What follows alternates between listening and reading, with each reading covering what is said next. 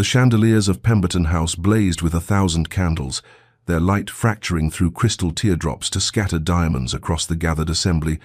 and the air itself seemed thick with the weight of celebration, heavy with mingled perfumes of rose and jasmine,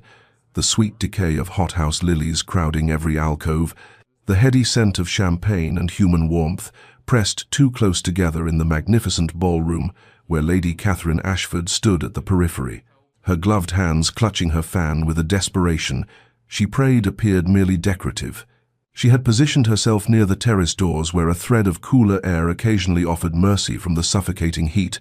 though even that small relief had begun to fail as the evening progressed and the press of bodies grew denser,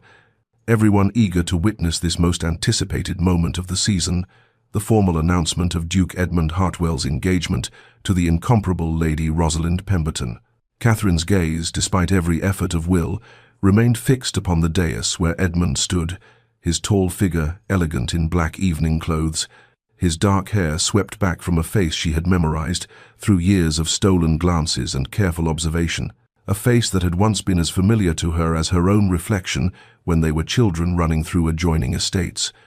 before duty and station and the inexorable passage of time had transformed him into this distant,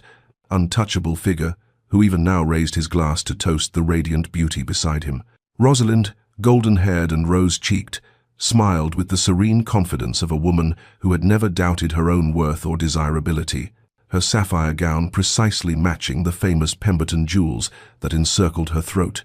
and Catherine felt the corset stays bite deeper into her ribs as she drew a breath that wouldn't quite fill her lungs. Asterisk, he chose her, asterisk, Catherine thought. The words a litany of pain she had been repeating since the engagement was first announced 3 weeks prior. Asterisk, of course, he chose her. How could he choose otherwise? How could I have ever imagined? Asterisk. But she had imagined, in those secret hours before dawn when honesty becomes inevitable, she had allowed herself to remember the way Edmund's eyes would find hers across crowded rooms, the quality of attention he gave her when they spoke, different somehow from his interactions with others, or perhaps she had only wished it different, had constructed meaning from coincidence and proximity, had mistaken the comfortable regard of an old acquaintance for something deeper. The room tilted slightly as Edmund began to speak, his voice carrying across the hushed assembly, formal words about honor and happiness and the blessing of finding one's perfect complement, and Catherine registered with distant alarm that her vision had begun to swim at the edges, dark spots blooming like ink in water. The heat pressed against her temples, her stays seemed to constrict further with each shallow breath, and the roaring in her ears rose to drown out Edmund's voice, even as she watched his lips form words she could no longer hear. Her fan slipped from nerveless fingers. The floor rushed upward, and in the final fragment of consciousness before darkness claimed her entirely, she saw faces turning toward her in a blur of shock and curiosity, heard the collective gasp of scandal rippling through the assembly, and then there was only Edmund's face above hers, his grey eyes wide with something that looked impossibly like terror, his hand reaching for her as she fell into oblivion. Catherine returned to consciousness in a small withdrawing room off the main ballroom. The sounds of the celebration muffled now by heavy damask curtains and closed doors, and her first awareness was of her maid Mary's worried face hovering above her, followed immediately by the grey-bearded visage of Dr. Whitmore, who had been attending the Ashford family since Catherine's childhood, his cool fingers on her wrist, checking her pulse, while he murmured reassurances she could barely process through the crushing wave of mortification that swept over her as memory returned in vivid, excruciating detail. She had fainted, actually collapsed in full view of London's most elite assembly, had disrupted the Duke of Hartwell's engagement announcement with a spectacle of weakness that would be discussed in every drawing-room and whispered behind every fan for weeks to come, and the humiliation burned through her with such intensity that she wished desperately to sink back into unconsciousness rather than face what she had done. Dr. Whitmore pronounced her recovered from a mere bout of overheating and excessive compression of her stays, prescribed rest and cooler environments, and departed with professional discretion while Mary helped her to a sitting position and pressed a glass of water into her trembling hands, and Catherine became aware of voices in the corridor beyond the door, her mother's controlled tones speaking with someone, arranging their immediate departure, sparing Catherine the unbearable ordeal of returning to face the assembled guests. Within the hour she found herself in their carriage, rattling through London's dark streets toward their townhouse, her mother seated beside her in sympathetic silence, asking no questions that Catherine could not have borne to answer, and by dawn they had departed the city entirely, fled like criminals or invalids to the sanctuary of Ashford Manor in Hertfordshire, where Catherine could hide from the knowing looks and barely concealed curiosity of society. In the days that followed, alone in her childhood bedroom with its familiar pale blue walls and view of the rose garden, Catherine finally allowed herself to examine the depth of feeling she had so carefully concealed, even from her own conscious acknowledgement during the years since she and Edmund had grown from children into adults, whose stations and expectations had drawn them into different orbits. She remembered the boy who had taught her to climb the old oak on the boundary between their estates, who had shared his Latin texts when her governess despaired of her conjugations, who had looked at her with such unguarded affection before duty and inheritance, and the weight of his title had transformed him into the remote, controlled Duke of Hartwell, who moved through society with perfect propriety and no visible passion. Asterisk, he never saw me as anything but a familiar presence. Asterisk, she told herself. Asterisk, a comfortable remnant of childhood, someone safe and undemanding, while I, asterisk, while she had constructed entire edifices of meaning from the smallest gestures, had hoarded each conversation like a miser counting gold, it allowed herself to hope in secret that perhaps someday he might look at her and see not merely Lady Catherine Ashford, whom he had known forever, but a woman worthy of the deeper regard she had observed him give to others, who were more beautiful, more accomplished, more everything than she could ever be. The pain of accepting that Edmund had chosen Rosalind perfect, luminous Rosalind who deserved every happiness, settled into Catherine's chest like a stone, cold and heavy and permanent, and she resolved to remain at Ashford Manor until the wedding had concluded, and enough time had passed that her return to society would not immediately recall her spectacular humiliation, until she could face the world again with composure and dignity, until she could school her features into perfect indifference at the mention of the Duke and Duchess of Hartwell, until she could convince even herself that her heart had never been engaged at all. The weeks that followed Catherine's retreat to Ashford Manor unfolded with the slow, melancholic beauty of autumn's decline. Each day shorter than the last, the light growing golden and slanted as it filtered through trees that shed their leaves in gradual surrender to the approaching cold, and Catherine found herself walking the estate's gardens with increasing frequency, her shawl wrapped tight against the crisp air, her steps taking her along familiar paths between flower beds gone dormant and hedgerows turning brown, as if the physical movement might somehow ease the persistent ache that had settled beneath her breastbone and refused to fade despite her firm internal lectures about dignity and acceptance. Her mother, Lady Ashford, watched these solitary rambles with the quiet concern of a woman who understood more than her daughter wished to reveal, and over breakfast or tea, she would offer gentle openings for conversation, observations about Catherine's pallor, questions about whether she might benefit from a visit to Bath for the waters, subtle inquiries about whether anyone particular had written from London, but Catherine deflected each approach with practiced ease, insisting that she was merely tired from the season's exertions,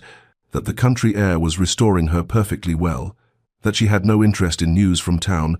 and wished only to occupy herself with quieter pursuits until the winter had passed. She filled her days with the activities deemed appropriate for a lady of her station. She read extensively from her father's library,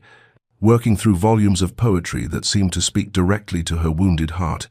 She maintained correspondence with several school friends who wrote with sympathy about her collapse from the heat, without mentioning the more scandalous timing of that collapse. She accompanied her mother on visits to the tenants, where she distributed baskets, and inquired after the health of children with genuine interest that provided blessed hours of forgetting her own troubles, and she devoted considerable time to her needlework, creating an elaborate design of intertwined roses and thorns that seemed to grow more complicated and darker in its imagery as the weeks progressed. Yet beneath this composed surface of productive activity, the pain remained constant, a dull throb that would sharpen unexpectedly at random moments when she passed the old oak tree on the estate boundary where she and Edmund had played as children. when she heard her father mention something about the Hartwell lands in casual conversation,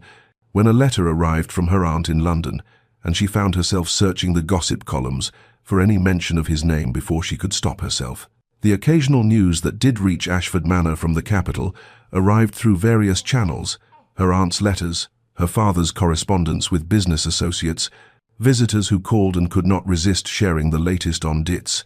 and Catherine learned, despite her attempts at indifference, that the wedding preparations for the Duke of Hartwell and Lady Rosalind Pemberton were proceeding apace, that the Duke himself had been rarely seen in society since his engagement ball, that Lady Rosalind was being fitted for her trousseau, and the ceremony was anticipated before Christmas. Each mention of Edmund's name caused Catherine to flinch internally, even as she maintained perfect composure externally, and she told herself firmly that she was healing, that time and distance were performing their restorative work, and that soon she would be able to hear of his marriage without this sharp twist of loss. But she knew with bleak honesty that she was merely learning to live with the pain rather than transcending it, building a careful structure of normalcy around a wound that continued to bleed in secret. The carriage that arrived at Ashford Manor 2 months after Catherine's retreat bore the crest of the Blackwood family,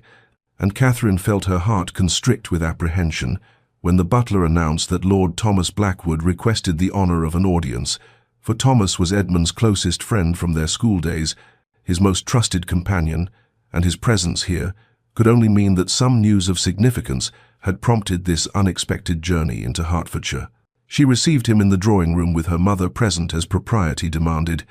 and observed immediately that Thomas's usually jovial countenance bore an expression of troubled seriousness that sat strangely on features more accustomed to laughter and easy charm. He made the required pleasantries about his journey and the weather and the beauty of the Ashford estate with obvious distraction,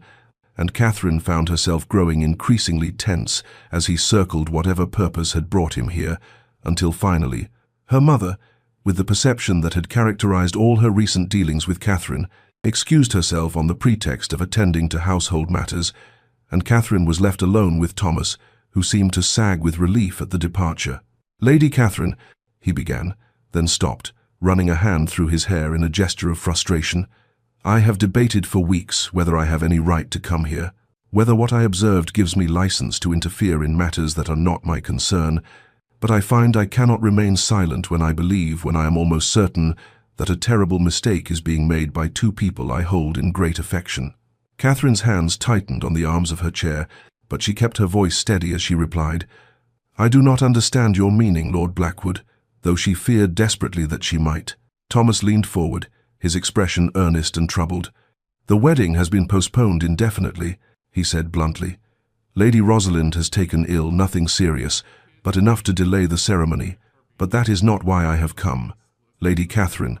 I was present when you fainted at the engagement ball. I was standing quite near Edmund when it happened, and I saw his face in that moment." He paused, seeming to search for words.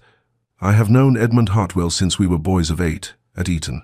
I have seen him face down charging horses, receive news of his father's death, stand before Parliament to defend legislation he believed in. I have never, in all those years, seen such terror in a man's eyes as I witnessed when you collapsed. He reached you before anyone else could move, caught you as you fell, and the expression on his face was that of a man watching his entire world crumble." Catherine found she could not breathe properly,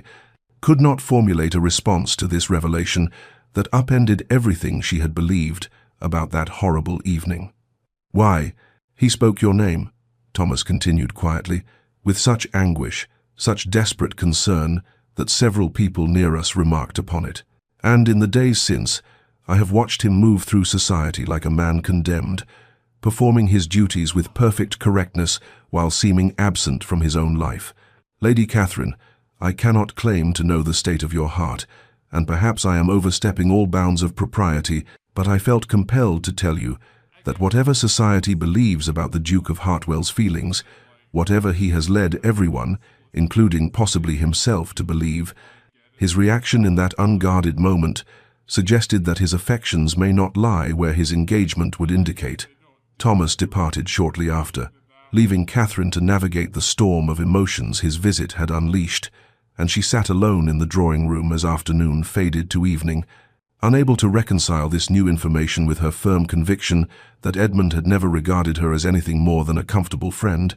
terrified to allow hope to take root when the situation remained impossible, yet unable to prevent the tentative, fragile possibility from unfurling in her chest like the first green shoot of spring pushing through frozen ground. The days following Thomas Blackwood's departure unfolded with excruciating slowness for Catherine, each hour stretching into something that felt both too long and somehow insufficient for the magnitude of the emotions she was attempting to process, and she found herself caught in a cycle of examination and re-examination that left her exhausted yet unable to rest, her mind returning obsessively to every interaction she had ever shared with Edmund Hartwell, viewing each memory through the new lens that Thomas's revelation had provided. She would lie awake in the dark hours before dawn,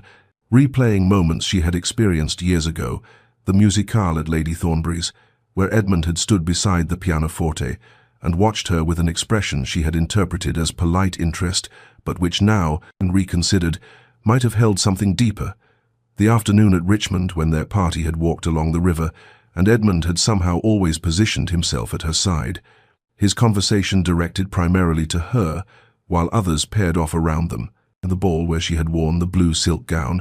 and had caught him staring at her with such intensity that she had felt heat rise to her cheeks before he had quickly looked away. Each memory seemed transformed by this new possibility, taking on shades of meaning that Catherine desperately wanted to believe in, yet feared were merely the projections of her own hopeless longing. For was it not the particular torture of unrequited love to find evidence of reciprocation in the most ambiguous gestures, to construct elaborate meanings from glances that might signify nothing more than momentary distraction?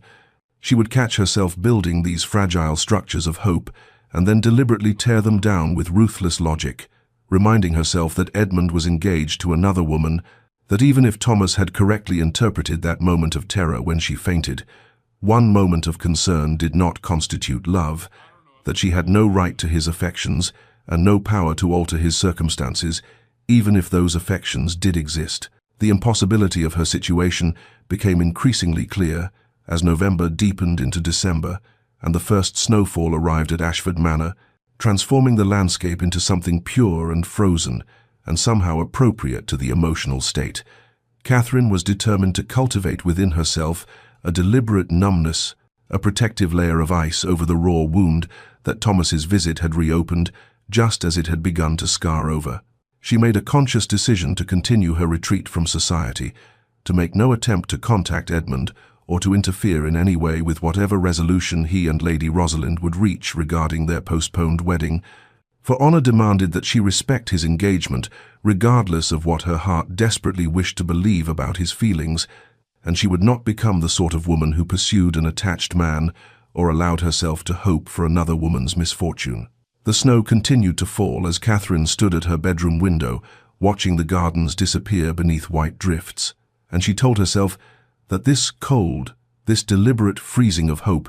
was a form of mercy, better to feel nothing than to feel everything, and have no outlet for the overwhelming tide of love and loss and desperate possibility that threatened to drown her whenever she allowed her defenses to slip. Christmas arrived at Ashford Manor with all the traditional preparations that had marked the season for generations. The great hall decorated with garlands of holly and ivy, the Yule log prepared for the hearth, the kitchens filled with the rich aromas of roasting meats and spiced puddings, and yet Catherine moved through these festive surroundings with a melancholy that seemed to deepen rather than lift in the face of enforced merriment, for there was something particularly cruel about celebrating joy and goodwill when one's own heart felt frozen in a state of perpetual winter. Her younger sister Eleanor arrived from London 3 days before Christmas Eve, bursting into the manor with her characteristic energy and immediately filling the quiet spaces with chatter and laughter, and Catherine found herself grateful for the distraction, even as she dreaded the inevitable questions, for Eleanor had always possessed an uncanny ability to perceive truths that others missed, and a complete inability to leave uncomfortable subjects unexamined. The questions came on Christmas Eve as the sisters sat together in Catherine's room while Eleanor's maid arranged her hair for the evening's family dinner, and Eleanor, watching Catherine's reflection in the mirror with those sharp, knowing eyes, said without preamble, The gossip in London is all about the Duke of Hartwell and his indefinitely postponed wedding. Lady Rosalind has recovered from her illness and remains in Bath. The wedding date remains unscheduled, and Edmund himself has become positively glacial in society, attending only the most obligatory functions and speaking to virtually no one. Catherine's hands stilled on the ribbon she had been absently twisting, and she replied with studied indifference, "I am sure the Duke's affairs are no concern of mine." But Eleanor made an unladylike sound of disbelief and dismissed her maid with a wave of her hand before turning to face Catherine directly with an expression of affectionate exasperation. "Catherine, I am not one of those vapid society creatures who cannot see past the surface of things. I know you fainted at that ball, not from the heat, but from something far more significant, and I have watched you retreat into this self-imposed exile with a broken heart you refuse to acknowledge. And now I hear that Thomas Blackwood made a mysterious visit here some weeks ago, and I am putting these pieces together into a picture that suggests your heart and the Duke's heart may be suffering from the same affliction." The directness of Eleanor's confrontation broke through the careful defenses Catherine had constructed, and she found herself confessing in a voice barely above a whisper, "I loved him, Eleanor. I have loved him for years, but it is irrelevant.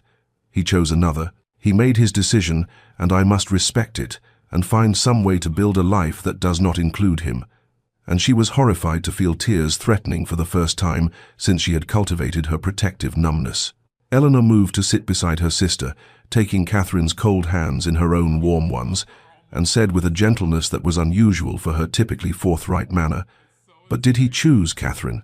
Or did he choose what was expected, what duty and family and society demanded, without ever consulting what his heart truly desired? And if his heart desired differently, if it desired you, would that not explain why a man who should be celebrating his approaching marriage instead moves through the world like a ghost? Why a wedding that should have occurred months ago remains perpetually delayed? Why he looks, according to every account I have heard, like a man serving a sentence rather than anticipating happiness?" The seeds of doubt that Thomas had planted and that Catherine had tried so desperately to suppress suddenly found new purchase in Eleanor's words, and she spent the remainder of Christmas in a state of painful hope, wondering if perhaps Edmund's choice had not been as clear or as final as she had believed, wondering if somewhere in London he was experiencing the same frozen misery that had claimed her, wondering if two hearts that loved each other were being kept apart, not by genuine obstacles, but by honor and assumption and fear. The letter arrived on a grey January afternoon when Catherine had been sitting in the morning room, attempting to focus on correspondence that seemed impossibly trivial responses to distant cousins' inquiries about her health, a note of thanks to an elderly aunt for a Christmas gift, and when the butler entered with the silver salver bearing a single envelope,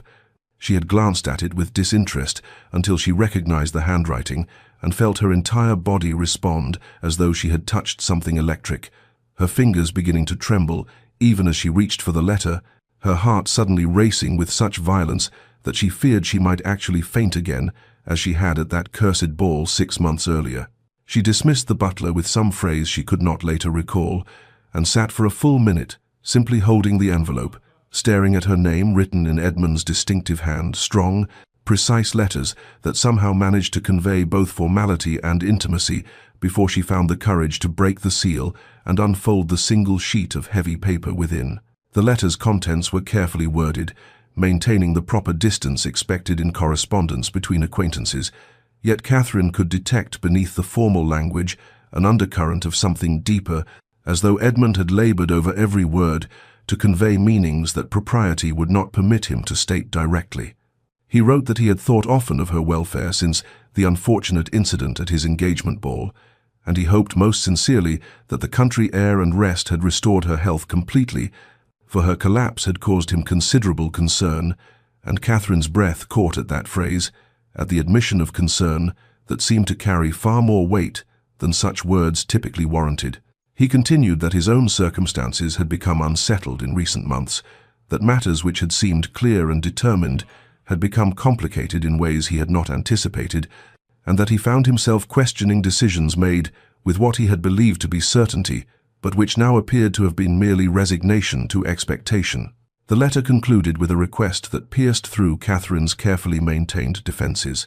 Edmund would be visiting the neighbouring Thornfield estate in February to attend to some business matters, and he asked her permission to call upon her at Ashford Manor,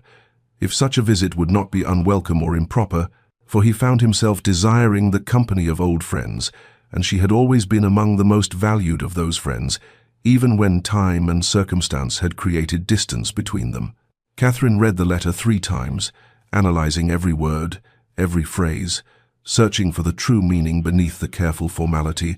her emotions swinging wildly between hope and caution, between the desperate desire to believe that this letter signified something important, and the fear that she was once again constructing elaborate meanings from ambiguous evidence. She spent 2 days in agonized deliberation, composing and discarding multiple responses, weighing every possible interpretation of Edmund's words and every possible consequence of her reply, before finally settling on a brief note that matched his formality, while leaving the door open to possibility she would be pleased to receive him when he visited Thornfield. Such a call would be entirely proper, given their long acquaintance, and she hoped that his business in the neighbourhood would proceed smoothly. She sealed the letter before she could reconsider, dispatched it with instructions for immediate posting, and then spent the remaining weeks of January in a state of anxious anticipation that made the earlier months of protective numbness seem almost preferable, for at least numbness did not involve this constant oscillation between hope and dread,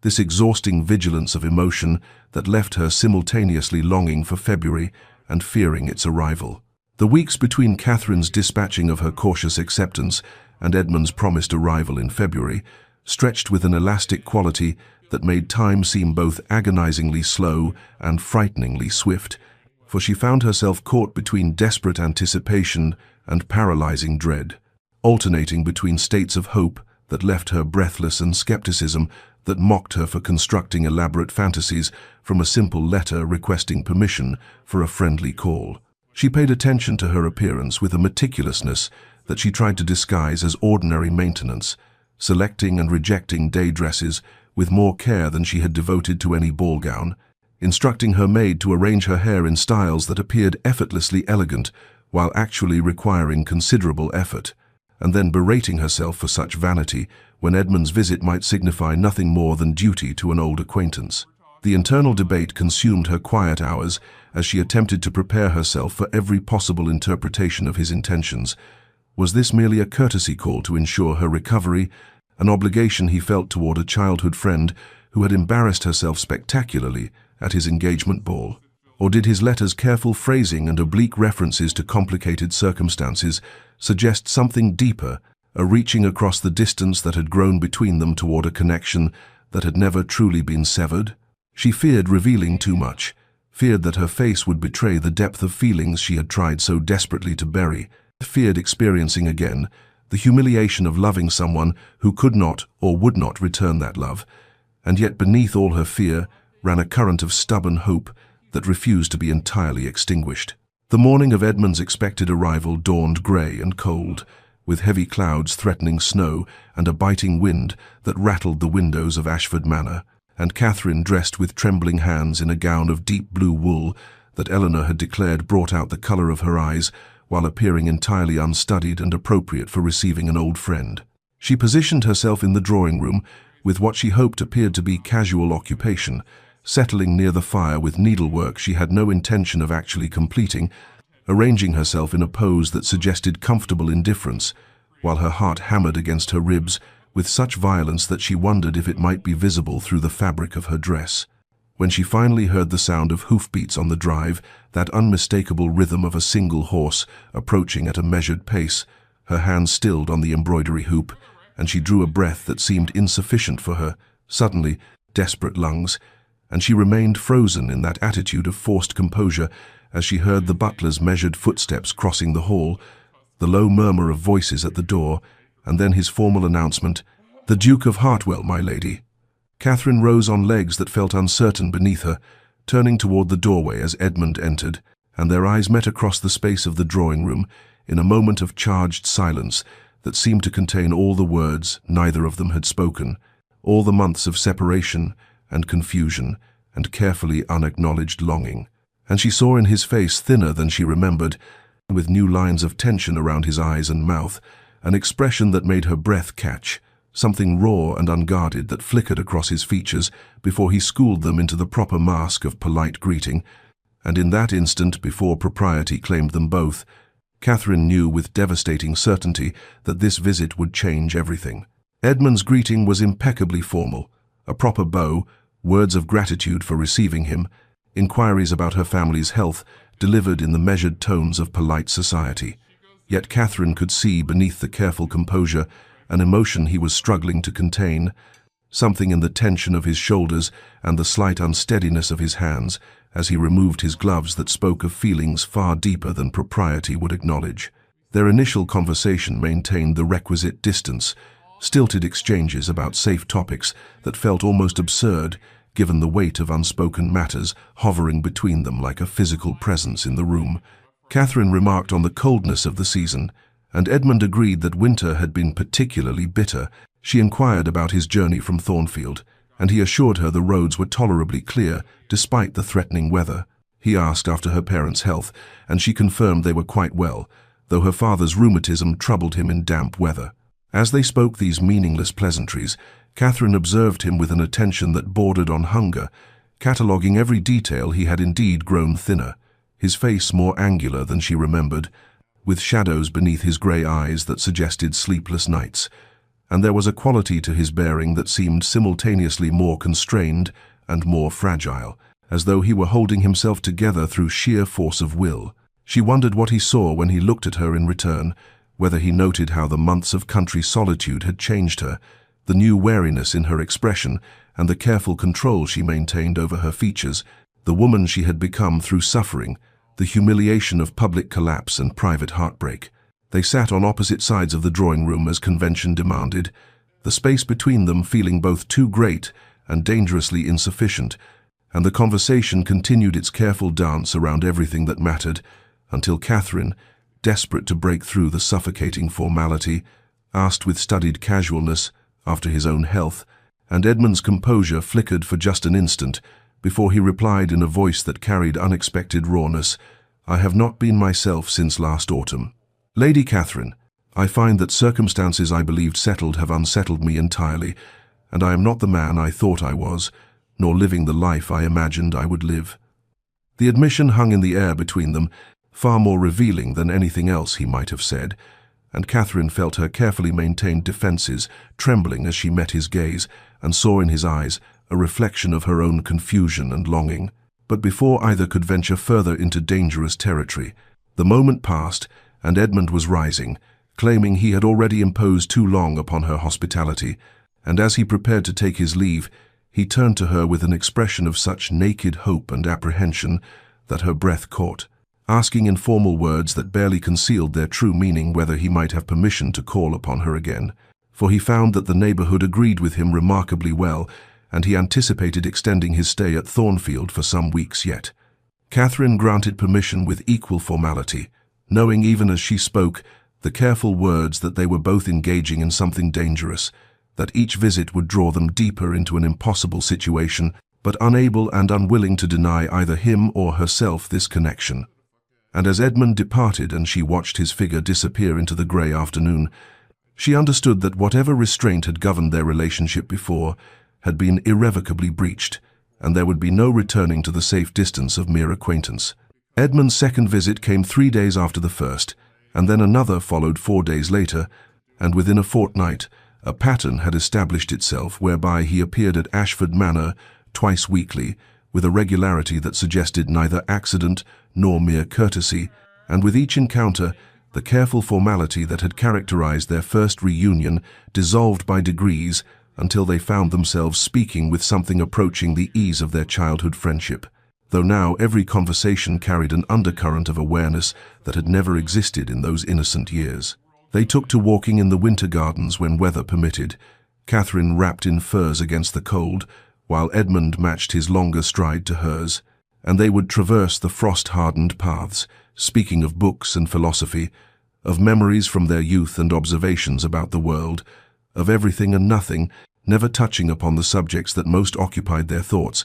yet somehow communicating volumes through what remained unspoken. Catherine observed with growing certainty that something in Edmund's bearing changed when he was in her presence, as though he could set down a weight he carried everywhere else. The tension would gradually leave his shoulders over the course of a visit. The lines around his mouth would soften, and occasionally she would catch him looking at her with an expression of such unguarded longing that her heart would constrict painfully in her chest before he would notice her notice and school his features back into acceptable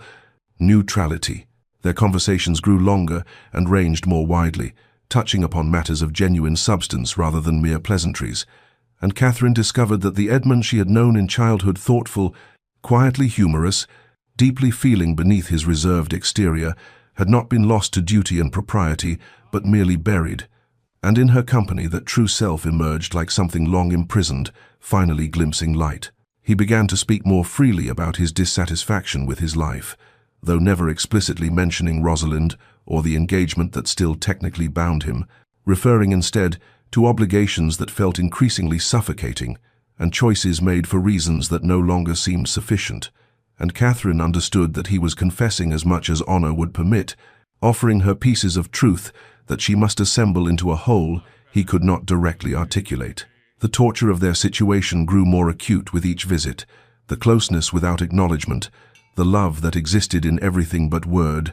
the impossibility that they both understood, separated, knowing from having, and yet neither could bring themselves to end the visits or to maintain proper distance, for these hours together had become necessary as breathing,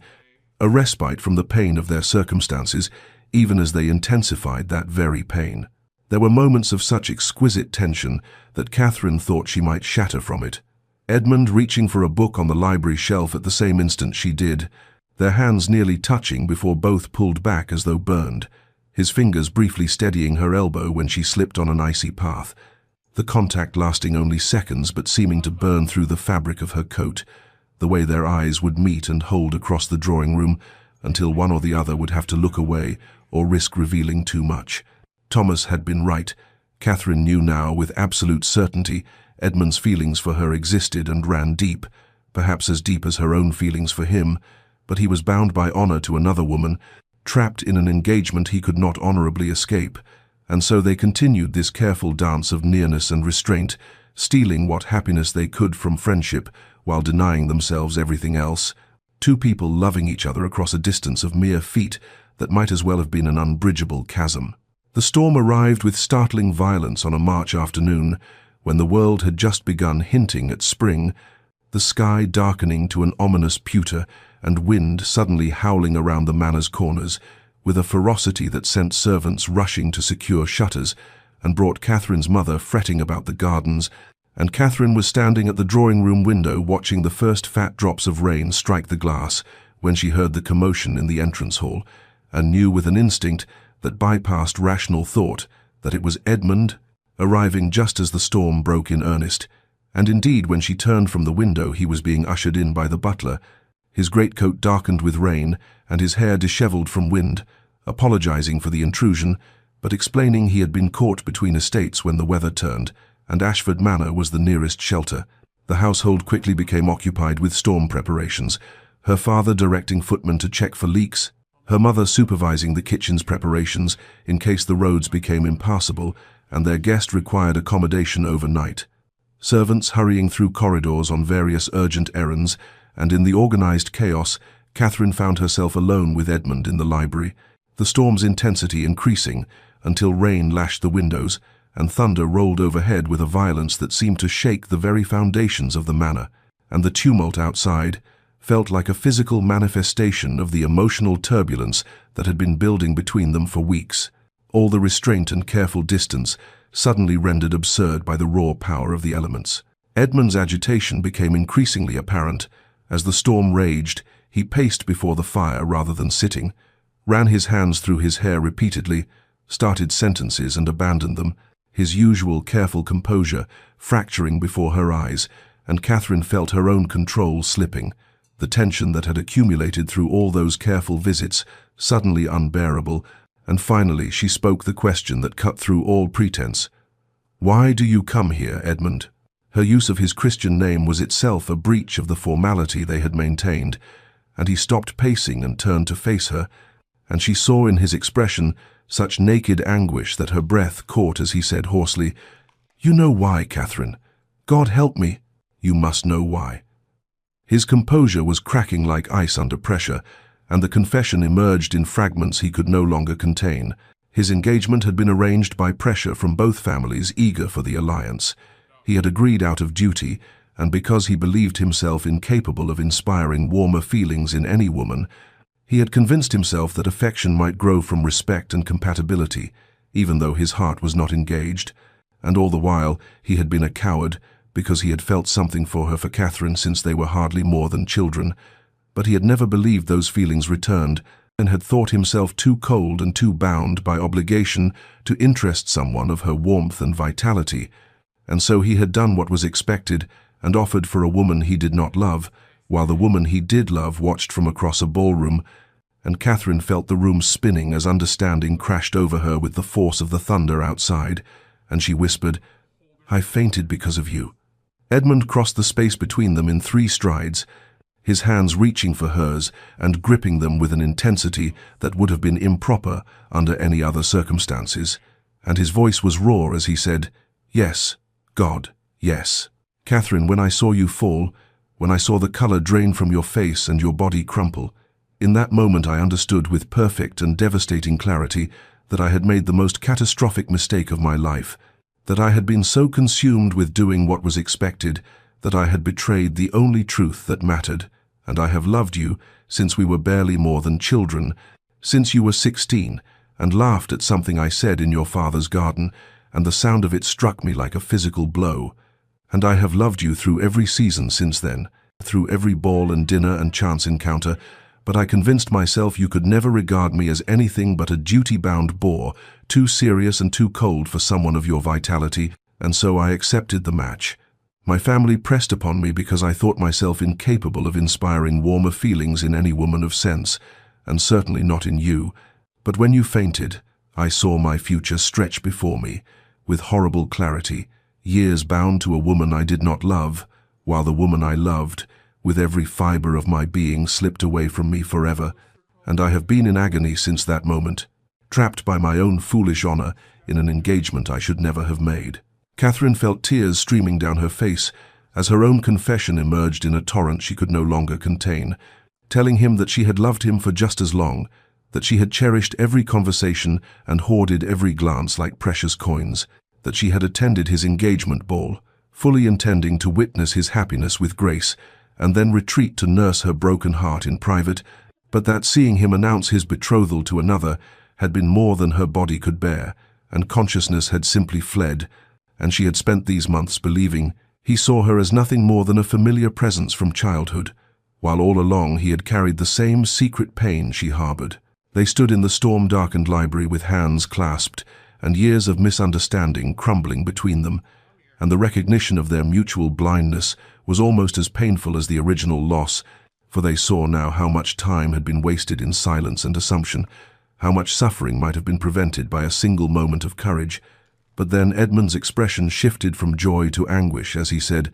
"But Catherine, I am still bound by honor. I offered marriage to Lady Rosalind. Before witnesses, our families have announced the engagement. I cannot simply withdraw without cause regardless of my feelings,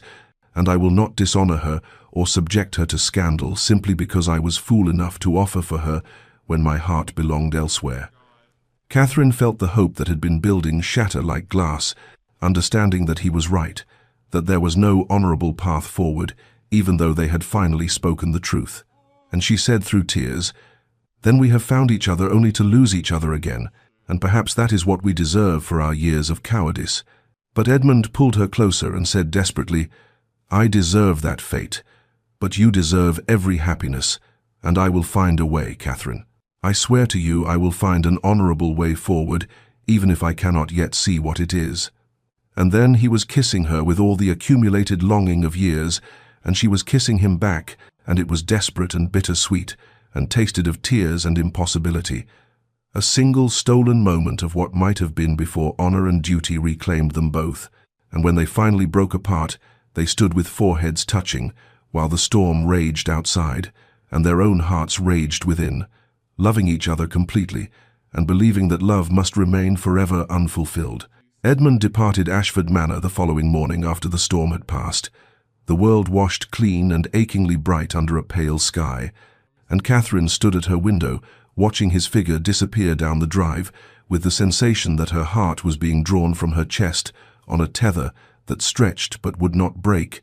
For though they had acknowledged the impossibility of their situation, she now carried the knowledge that her love was returned, that she had not suffered alone all these years, and that knowledge was both balm and torture, easing one pain while inflicting another, perhaps more acute. The weeks that followed were a peculiar torment of waiting without knowing what she waited for,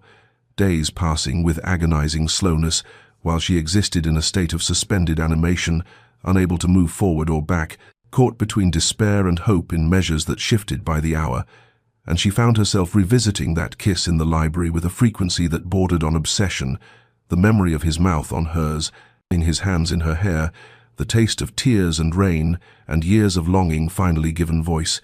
and she wondered if that single stolen moment would have to sustain her through a lifetime of his absence. Her mother came to her room one evening a fortnight after Edmund's departure, and sat beside her on the bed, with the kind of gentle determination that indicated she would not be deflected, and after a long silence she said quietly,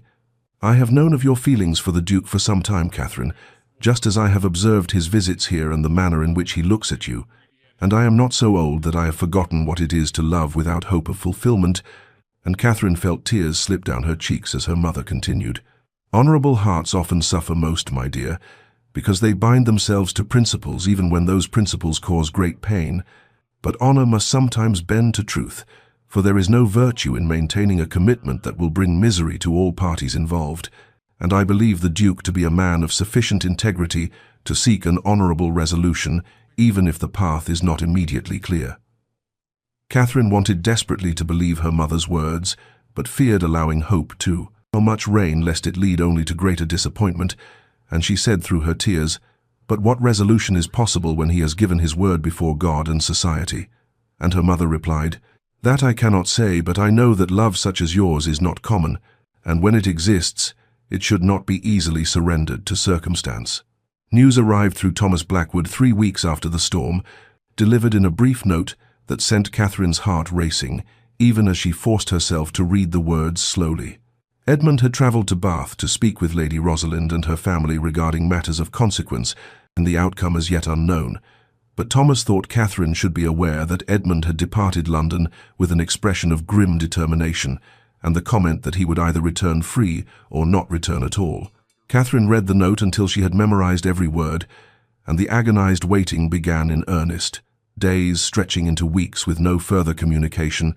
and she found herself unable to settle to any occupation for more than minutes at a time, starting at every sound of hoofbeats on the drive and checking obsessively for correspondence that did not arrive. Spring came to Ashford Manor with almost offensive beauty, the gardens erupting into bloom as if mocking her internal desolation, daffodils and tulips painting the grounds in cheerful colors while she walked among them, feeling like a ghost, haunting scenes of former happiness, and she thought bitterly that the world had no right to such renewal when her own life remained frozen in winter's grip. She alternated between moments of fierce belief Edmund would find a way.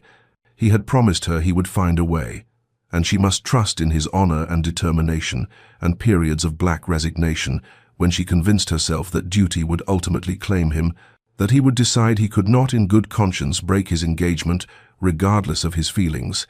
that she would spend the rest of her life knowing he loved her while he spent his bound to another woman, and both of them would survive but never truly live, going through the motions of their separate existences while their hearts remained forever locked in that storm-darkened library in a moment that could never be reclaimed. 2 years passed with a strange compression of time, seasons folding into one another, until Catherine could scarcely believe how long had elapsed since that March storm when Edmund had kissed her in the library and then vanished from her life, and she had remained largely at Ashford Manor through those years, venturing only occasionally to visit relatives or attend small local gatherings.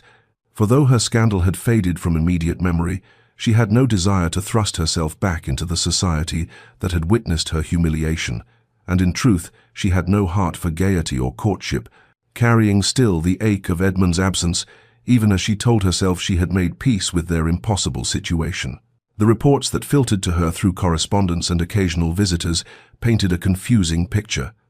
Edmund had indeed travelled to Bath 2 years prior. His engagement to Lady Rosalind had been dissolved by mutual agreement. The families had managed the scandal with remarkable discretion by attributing the separation to incompatibility discovered during Lady Rosalind's illness, and Edmund had retreated to his estates and been rarely seen in London society since, conducting himself with such icy propriety that even the gossips eventually lost interest in speculating about his private feelings, and Catherine understood from these fragments that he had freed himself from his obligation, but had not, as she had desperately hoped, during those first agonizing months come to claim her, and gradually she constructed a narrative that brought a kind of painful closure. Edmund had released himself from an engagement made in haste, but had lost courage about pursuing another attachment, or perhaps had decided upon reflection that his feelings for her had been merely the product of proximity and storm-heightened emotion, or perhaps, and this thought cut deepest, he had concluded, that she deserved better than a man who had been fool enough to nearly marry the wrong woman and who carried the taint of broken engagement, regardless of the circumstances. She had achieved by the spring of her 27th year a kind of peaceful melancholy, her days ordered and useful if not joyful, her heart no longer raw though permanently scarred, and she had made the decision to finally return to London for the season, encouraged by her mother, who gently suggested that life could not be lived in suspension forever, that Catherine was still young and might yet find happiness if she would only allow herself to seek it, though Catherine harboured no illusions that she would ever love another as she had loved Edmund, for that capacity seemed to have been spent entirely on a man who had kissed her once with desperate passion and then disappeared into silence, leaving her with nothing but memories that grew hazier with each passing month, until she sometimes wondered if she had imagined the entire storm-darkened confession, if perhaps she had constructed a fantasy from ambiguous words and a single kiss that had meant far more to her than to him, and so she prepared to return to London with resignation rather than anticipation, resolved to move forward with her life, even if forward meant only going through motions without genuine hope. Believing that Edmund had forgotten their confessions or decided they were better left unacknowledged, never imagining that her carefully constructed acceptance was about to be shattered, as completely as her heart had been shattered 2 years before. Catherine's arrival in London came on a late April afternoon, when the city was caught between spring rain and uncertain sunshine, the streets gleaming wet, and the air carrying that peculiar mixture of coal smoke and blossoming trees that she had nearly forgotten during her country exile, and as their carriage rattled through increasingly familiar streets, she felt a strange doubling of sensation, as if she were both the woman who had departed in humiliation 2 years prior and someone entirely different, transformed by time and suffering into a creature of greater self-possession if considerably less hope. And when they finally reached the townhouse her mother had leased for the season, she stood on the pavement, looking up at the elegant facade, with the peculiar thought that she was returning to the scene of her greatest mortification, voluntarily, deliberately placing herself once more in the arena where she had been so thoroughly defeated, though she told herself firmly that defeat was perhaps too strong a word for what had transpired, for she had learned in the intervening years that there was a kind of victory in survival, in continuing to draw breath and move through one's days, even when the heart had been irreparably damaged. Society's reaction to her reappearance manifested in precisely the ways she had anticipated. Curious glances that lasted a fraction too long, whispered conversations that ceased abruptly when she approached, a certain speculative quality in the greetings she received during afternoon calls and chance encounters in shops, as if the assembled ladies and gentlemen were attempting to discern whether Lady Catherine Ashford had returned to London in search of a husband, or merely to demonstrate that she had recovered from whatever affliction had caused her spectacular collapse at the Duke of Hartwell's engagement ball, and she met these attentions with a composure she had cultivated carefully, holding herself with quiet dignity and refusing to betray by word or expression that she felt any discomfort at being once more the subject of gossip, for she had learned that dignity was a kind of armor, perhaps the only armor available to women of her position, and if her smiles did not quite reach her eyes, she trusted that most observers would attribute this to natural reserve rather than profound heartbreak. The ball at the Worthington estate came a week after her arrival, and she dressed for it with meticulous care, choosing a gown of deep sapphire silk that brought out the color of her eyes, and accepting her maid's assistance with her hair without the nervous flutter that had characterized her preparations in years past, for she no longer harbored any expectations that the evening would bring anything more than an opportunity to demonstrate her ability to navigate society's expectations with grace, and when she entered the glittering ballroom on her father's arm, she felt almost nothing, not the oppressive anxiety of her last London ball, not even the melancholy she had anticipated, merely a kind of numbness that she supposed was what passed for peace when one had accepted that certain doors had closed forever. She had been engaged in conversation with Lady Melbourne about some charitable initiative for perhaps a quarter hour,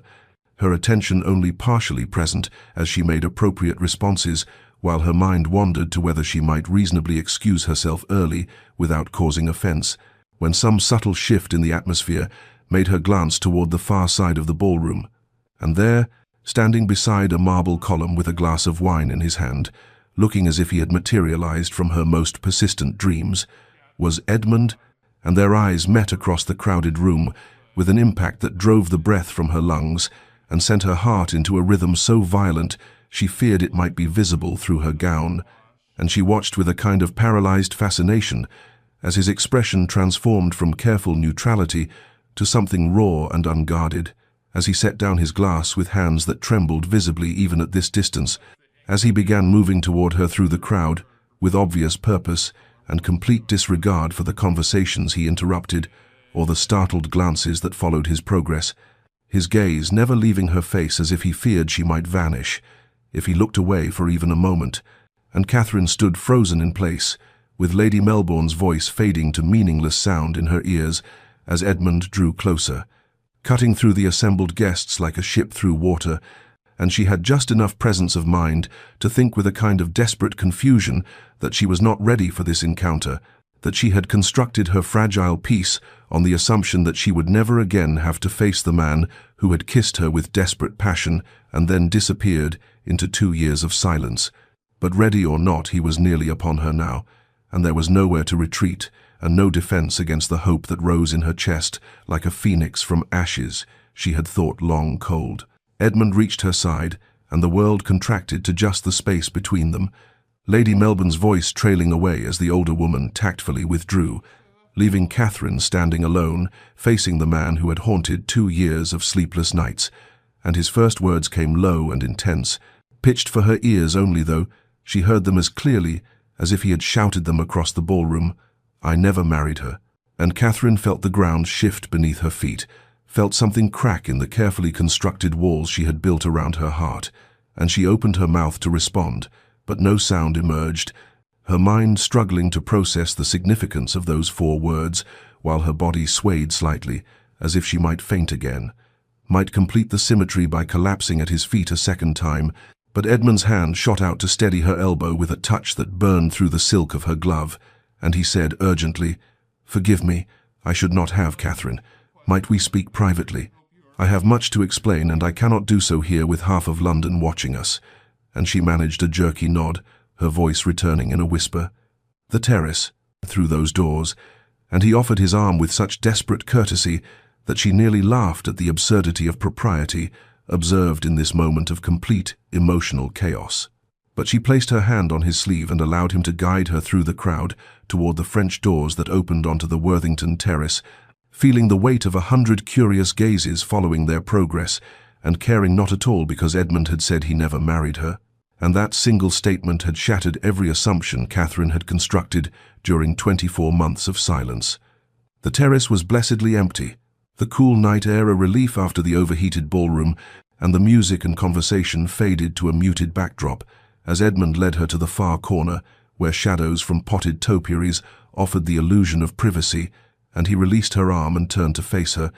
his hands flexing at his sides, as if he wanted to reach for her but did not dare, and Catherine found her voice at last. "You never married her. I know. The report said your engagement was dissolved, but Edmund, that was 2 years ago, and I have heard nothing from you in all that time, and I do not understand why you are telling me this now, why you are here, What you and her words tumbled over each other in a rush of confusion and carefully suppressed hope until Edmund interrupted.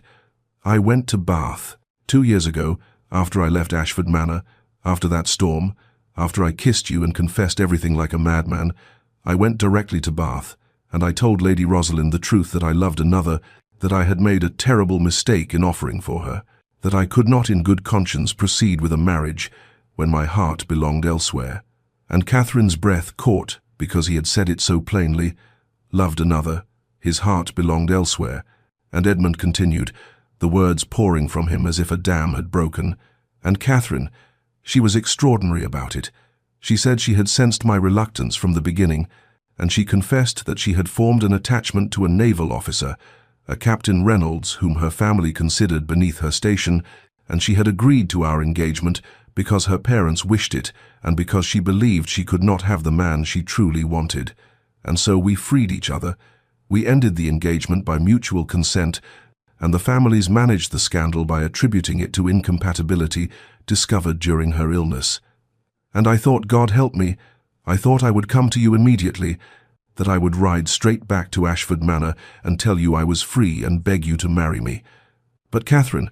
I was a disaster. I was a man who had broken an engagement regardless of the circumstances. I had obligations to settle, and a reputation to manage, and a life to reorganize. And I told myself I needed to put my affairs in order before I had any right to claim your affections. I needed to be worthy of approaching you, and weeks turned to months, and I convinced myself you would have moved on, that you would have realized during my absence that I was not worth your regard, that a man who had been fool enough to nearly marry the wrong woman and who had caused such scandal was not a suitable husband for someone of your grace and goodness. And so I stayed away, and I have been the greatest coward who ever lived. And I have no right to stand before you now, except that I saw you across that ballroom, and I knew I could not let another day pass without telling you that I never married her, because I could not marry anyone who was not you. Catherine stood perfectly still as his confession washed over her. 24 months of silence explained in a torrent of words, and she felt anger and relief and joy and residual pain all warring in her chest, and she said with a calmness that surprised her, "You stayed away for 2 years because you thought yourself unworthy? You left me with nothing but memories of a kiss and a confession, and 2 years of silence because you were putting your affairs in order?" And Edmund flinched at the quiet devastation in her voice. "Catherine, I know I have hurt you unforgivably. I know I should have written, should have sent word, should have trusted that you—" But she interrupted. "Did you truly believe I would judge you for ending an engagement that would have made you both miserable? Did you think so little of my understanding?" And he shook his head miserably. "I thought everything of your understanding. I thought you too good for a man who had made such a mess of his life." And Catherine felt tears prick her eyes, because even in his absence, even in his misguided nobility, he had been thinking of her, protecting her in his broken way. And she whispered, "I thought you had forgotten me. I thought our confessions meant nothing to you, I thought." But now Edmund did reach for her, his hands grasping hers with desperate urgency. "Forgotten you? Catherine, you have been the only thought in my head for 2 years, the only reason I have continued through each pointless day. I stayed away because I am a fool, but never because I forgot you or stopped loving you." And there it was again, that word, loving. And Catherine looked up into his face and saw such raw emotion there that her anger dissolved into something softer, something that felt dangerously like forgiveness, like hope, like the beginning of trust being rebuilt from ruins. Edmund's hand still held hers with desperate urgency as he said, voice rough with emotion, "Catherine, I know I have forfeited any right to your trust. I know 2 years of silence cannot be easily forgiven, but I am asking if you can find it in your heart to grant me a chance. Would you permit me to court you properly? To prove through consistent action rather than sporadic confession that my feelings are steadfast and true?" And Catherine felt the question reverberate through her entire being,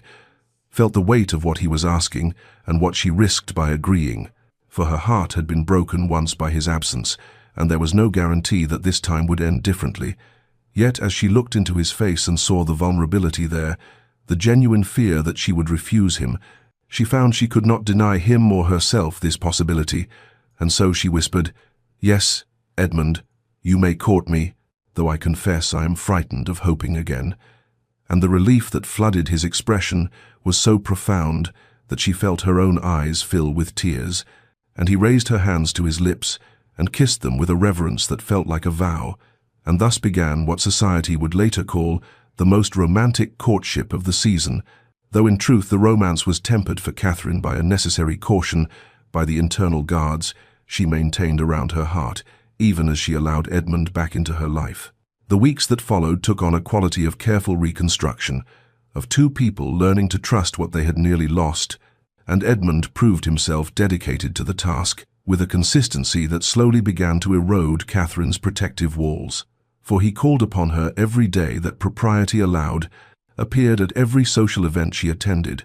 arranged theatre visits and afternoon drives through Hyde Park with her mother or sister as chaperone, conducted himself with such obvious devotion that society's gossips found endless fascination in the development, whispering behind fans about the Duke of Hartwell, who had nearly married the incomparable Lady Rosalind Pemberton,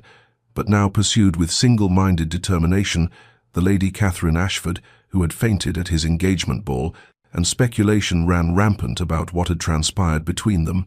whether there had been a secret understanding all along, whether Catherine's collapse had been the result of concealed passion rather than mere physical weakness, and Catherine found she did not care what stories society constructed, because the truth was complicated and precious, and belonged only to her and Edmund, and gradually, through accumulated small moments and gestures, she began to believe that perhaps this time would be different, that perhaps his love was as enduring as he claimed. Their conversations during those weeks revealed how both had been transformed by their separation, for Edmund spoke of the isolation he had felt during his engagement to Rosalind, the sense of sleepwalking through a life that belonged to someone else, and how ending that engagement had required him to examine what duty truly meant, whether honor was served by maintaining commitments that would bring misery to all involved, or whether there was a higher honor in acknowledging difficult truths. And Catherine listened and understood that he had grown from the man who had proposed to Rosalind, out of family pressure, into someone capable of choosing his own path, regardless of others' expectations, while she herself had learned during her country exile that she possessed reserves of strength she had not known existed, that she could survive heartbreak and emerge with her essential self intact, and these revelations drew them together, not as the childhood friends they had been, but as adults who had earned their love through suffering and self-knowledge. And when Edmund reached for her hand during a walk through the park, and she allowed him to take it, feeling the warmth of his palm against hers even through their gloves, it felt like a conscious choice rather than mere surrender to feeling, and that made it more precious than any thoughtless passion could have been. And slowly, carefully, Catherine allowed herself to hope that the story which had begun with her collapse and continued through years of pain might yet have the ending her heart had always wanted, but had learned not to expect. Edmund arrived at Ashford Manor on a midsummer evening, when the air hung warm and heavy with the scent of blooming roses, and Catherine's father had received him in the study an hour earlier to grant formal permission for what both men knew was coming. And now Catherine stood in her chamber, while her maid fastened the last pearl buttons on a gown of pale rose silk that made her skin glow in the golden light slanting through the windows, and her mother entered with eyes already bright with unshed tears of joy, touching Catherine's cheek with such tenderness that Catherine felt her own emotions rise dangerously close to the surface, and her mother whispered, "He is waiting for you in the garden, my darling girl, and I have never seen a man look as he does tonight, as if he is about to receive everything he has ever wanted." And Catherine descended the stairs, with her heart beating so hard she thought surely everyone in the house must hear it, and she stepped through the French doors onto the terrace, where the evening sun painted everything in shades of amber and gold, and there in the rose garden that had been her mother's pride for 30 years stood Edmund, dressed formally in dark evening clothes that made him look every inch the duke he was. But his face as he turned toward her held nothing of aristocratic reserve, only an emotion so raw and profound that Catherine felt tears prick her eyes before a word had been spoken. He came to her and offered his arm and led her deeper into the garden, where roses climbed trellises and spilled over stone walls in cascades of pink and white and deepest red, their fragrance intoxicating in the warm air, and he brought her to a small clearing where a table had been set with linens and crystal and silver, and candles waited to be lit, though the sun had not yet set, and he turned to face her and took both her hands in his, and Catherine thought, this is the moment. This is when everything changes. And Edmund began to speak, his voice steady but threaded with feeling. Catherine, I have rehearsed these words 1,000 times, and yet now that you stand before me, I find all my practiced eloquence inadequate. For how does a man express in mere words what you have come to mean to me? And he paused, his thumbs stroking across her knuckles in an absent gesture that made her breath catch, and he continued, We have known each other since childhood, and I was fool enough to believe that familiarity meant I understood you, that I knew the measure of what we could be to each other, and I nearly destroyed both our lives through my blindness and cowardice. And Catherine, I wasted years we might have spent together, because I chose duty over truth and propriety over love. And when I finally understood what I had done, when I saw you collapse at that ball and knew with devastating certainty that I had broken your heart, as surely as I had broken my own, it was almost too late. I had bound myself by honor to a woman I did not love, while the woman I loved beyond all reason believed herself nothing to me. And Catherine's tears spilled over now, running down her cheeks unchecked, and Edmund released one of her hands to brush the tears away with infinite gentleness, and he said, But we have been given a second chance, an undeserved mercy, and I will not waste it through hesitation or false nobility, and so I am asking you now, Catherine Ashford, if you will do me the very great honor of becoming my wife, of allowing me to spend the rest of my life proving that my love is worthy of yours, of building with me the life we should have had from the beginning. And he sank to one knee there among the roses, still holding her hand, and Catherine found her voice at last, thick with tears, but clear in its certainty. Yes, Edmund, yes, I will marry you. And he surged to his feet and pulled her into his arms, and kissed her with a joy and passion that held nothing of the desperate sorrow of that kiss in the storm years ago. This kiss tasting instead of promise and future and everything good they would build together. And when they finally drew apart, both were laughing and crying at once. And Edmund produced a ring his grandmother's, he told her, emeralds and diamonds that caught the sunset, light and glowed on her finger like a benediction. And they stood together in the garden while the sun sank lower and the candles were lit by unseen hands, and her parents emerged to offer tearful congratulations, and her father shook Edmund's hand with such warmth that Catherine knew he had long since forgiven the years of pain his daughter had endured. And as full darkness fell and stars began to emerge overhead, Catherine leaned against Edmund's shoulder and felt for the first time in years that everything was exactly as it should be, that all the suffering and waiting had led to this moment of perfect rightness, and she knew with absolute certainty that the life stretching before them would be everything they had dreamed, and more, built on foundations of hard-won understanding and love that had survived every test to emerge stronger and truer than either of them had dared to hope. The wedding took place on a crisp autumn morning, when the leaves had turned to gold and crimson, and the air held that particular clarity that comes only in October, and the small chapel on the Ashford estate grounds stood dressed in garlands of late-blooming roses and trailing ivy,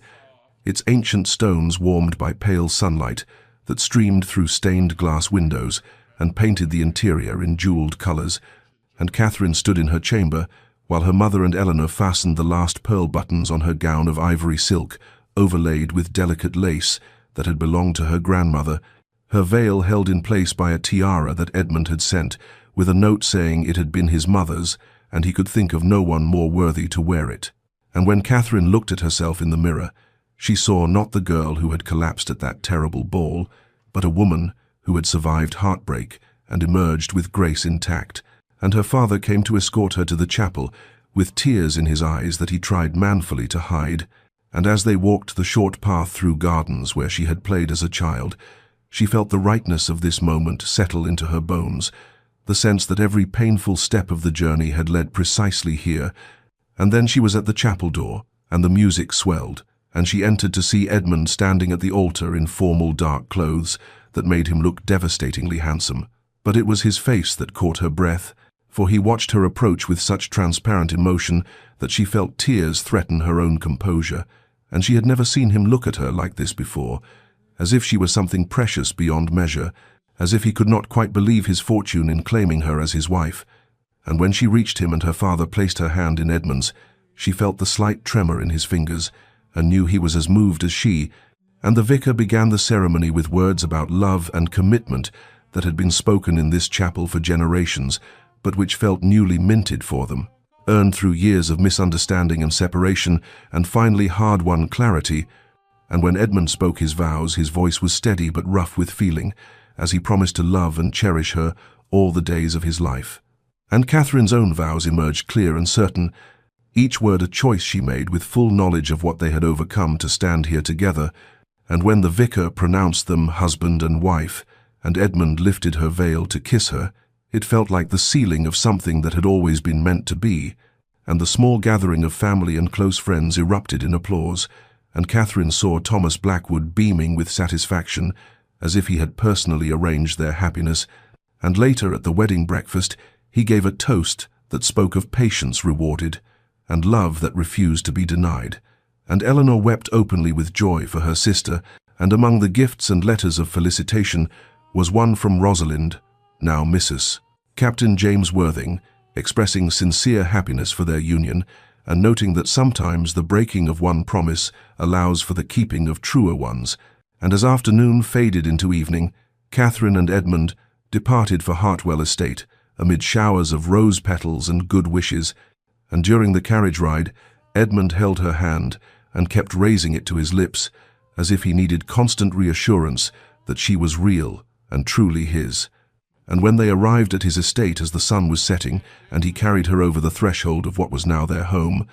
Catherine felt a happiness so profound it almost frightened her. And that first evening as husband and wife, they sat before the fire in their private chambers and talked quietly about the future they would build. And Edmund pulled her close and whispered against her hair, "Do you know,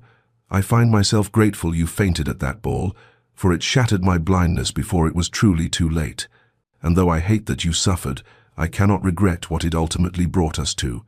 And Catherine turned in his arms and kissed him and replied, "Then let us be grateful together, and for all the pain that led us home to each other." And in the firelight, with the autumn night deepening beyond the windows, they held each other close, and knew with perfect certainty that they had finally claimed the life they were always meant to share.